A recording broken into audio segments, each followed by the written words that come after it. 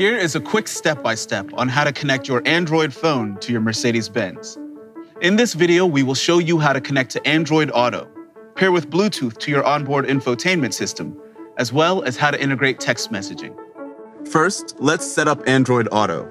Make sure your car is on, in a safe location, and in park. Then connect your phone with either a USB-C cord like this, or a normal USB-A with an adapter like this. If you don't have one of these cords, you may purchase one by contacting your local authorized Mercedes-Benz dealer. You'll then follow the prompts. Click Update on your phone to download the Android Auto app if you haven't already. Then, on your phone, allow access to various features and information by clicking Next on the associated menus. Then click Continue.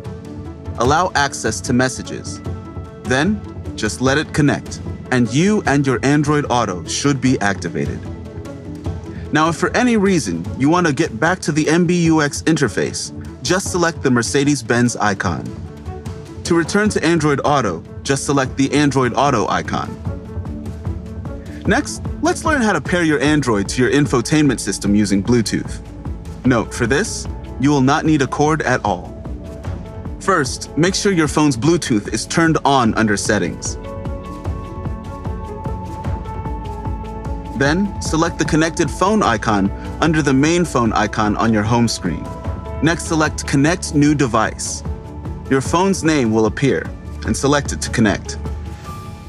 A pairing request will pop up on your phone. To proceed, click Pair. And now you are connected. You can now share contacts, music, and other features like sending and receiving text messages. Next time you get in your car, it should automatically pair as long as your phone's Bluetooth is turned on. So there you have it.